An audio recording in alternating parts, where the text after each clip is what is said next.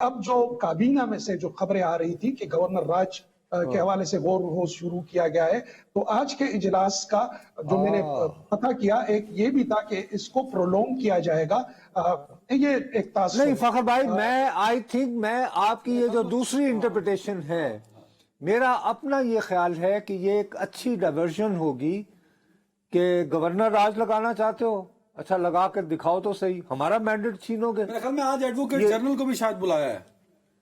جی بالکل، اس حوالے سے بات چیت ہوگی، لیکن 18 امینڈمنٹ کے بعد میرا اپنا یہ ماننا ہے کہ اہل یمین، اور ظاہری بات ہے وہ بھی اس سے آگاہ ہیں جو قانونی ماہرین ہیں، لیکن وہ زیادہ تر کوشش یہ کریں گے، دو چیزیں وہ کوشش کریں گے. ایک تو ظاہری بات ہے اپنی کرسی بچائیں گے، حالانکہ کچھ ان کے ساتھی ایسے ہیں کہ جو حالات صوبے کے اندر ہیں تو یہ شہادت وہ یہ سمجھتے ہیں، جس طریقے سے پی ڈی ایم حکومت نے جو حرکت کی تھی وہ یہ سمجھتے ہیں کہ ان کے دوبارہ احیاء میں اس کا بہت اہم کردار ہوگا. اور دوسری جانب آپ جب شہادت کا لفظ کہتے ہیں تو شہادت تو اسی صورت ہوگی نا، آپ کو میسر اگر وفاق جو ہے وہ گورنر راج لگا دے.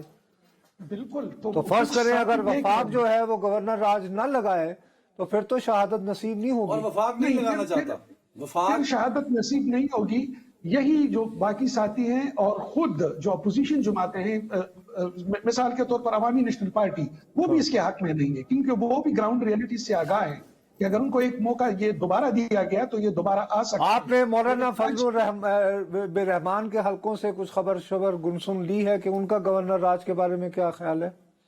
دیکھیں، جب تک ان کا اپنا غلام علی گورنر ہاؤس میں ہوتے تھے تو ان کی بڑی زور و شور سے یہ خواہش ہوتی تھی کہ گورنر راج اور گورنر ہی پرولونگ کیا جائے، لیکن جب پیپلز پارٹی کی جانب سے وہ بھی اس حق میں نہیں ہے سر، وہ بھی نہیں ہے، پیپلز پارٹی والے بھی اس حق میں نہیں ہے. مطلب زرداری صاحب نے ہماری اطلاعات کے مطابق جب یہ تجویز بہت پہلے آئی تھی تو زرداری صاحب، اور ایک اور بات بھی ہے کہ اہم ادارے بھی وہاں گورنر راج نہیں لگانا چاہتے. وہ چاہتے ہیں گورنر راج، وہ سمجھتے ہیں کہ گورنر راج جو ہے وہ پی ٹی آئی کو فیور دے گا پولیٹیکلی آن گراؤنڈ. اچھا ٹائم کی کمی ہے فخر بھائی، کچھ دنوں بعد جب اجلاس شروع ہوگا میرے خیال میں وہ گرجیں گے، برسیں گے، کوشش کریں گے کہ ایک تاثر یہ دے کہ میری یہ خواہش نہیں تھی، میں سیاسی بندہ ہوں، میں سیاست کی طرف جانا چاہتا تھا.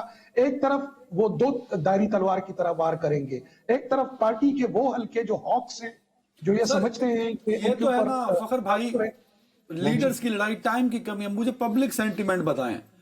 یہاں ساؤتھ پنجاب سے کچھ لوگ آئے لیکن مجھے یہاں اس میں نظر نہیں آئے. جو بلو ایریا جو لوگ پہنچے، بلو ایریا جتنے لوگ تھے وہ سارے ہمارے پختون بھائی تھے اور وہ بہت چارج کراؤڈ تھا. جو کچھ ہوا دیٹس اے ڈفرنٹ ڈیبیٹ، لیکن میں نے جتنے لوگوں سے انٹریکٹ کیا فخر بھائی، میں نے اتنا چارج کراؤڈ نہیں دیکھا. پی ٹی آئی کے جتنے لوگ آئے ہوئے تھے وہ بہت چارج تھے اور بڑے جوش کے ساتھ پختون بھائی وہاں موجود تھے. وہاں یہ سب ہونے کے بعد وہاں کی جو پی ٹی آئی کا کارکن ہے وہ کیا سوچ رہا ہے؟ آج تو سب سے پہلے وہ ایک دفاعی پوزیشن کے اوپر تھے، کیونکہ کل جب خبر نشر کا یہ شو ہوا اور جس میں آپ دونوں نے مل کر یہ جو ڈیڈ باڈیز کاؤنٹ کے حوالے سے اور ڈیجیٹل میڈیا کے اوپر جو فیک نیوز اور جس طریقے سے ان کو بھڑکایا جاتا ہے، تو وہی چیز آج ہمیں جہاں آپ کے ہاں ویلاگز میں ملی، اسی طریقے سے یہاں کا جو ڈیجیٹل یوتھ ہے وہ اسی طور پہ کہ کہہ رہا تھا کہ اتنے ڈیتھ کاؤنٹ سے یہ ہے. لیکن جو اہم چیز سارے یوتھ میں بازاروں میں ہو رہی تھی وہ وہی تھی جو مانسہرہ میں سی ایم صاحب کو کہا گیا کہ تیری رہبری کا سوال ہے. اصل چیز وہ کہہ رہے ہیں کہ ہمارے ساتھ دھوکہ کیا گیا ہے، ہم کفن باندھ کر نکلے تھے اور قیادت ہمیں چھوڑ کر. دھوکہ کس نے دیا؟ ظاہر ہے کہ علی امین کو لے کر گئے تھے. دو لوگ ہیں، علی امین یا بشرا بی بی، دونوں کے اوپر، کیونکہ دونوں ایک ساتھ ہی نکلے تھے اندھیرے میں، اسی لیے یہ بار دونوں کے گلے میں پڑا ہے. آج البتہ اسمبلی اجلاس میں علی امین کوشش کریں گے کہ اپنے گلے کا یہ تو اتارے.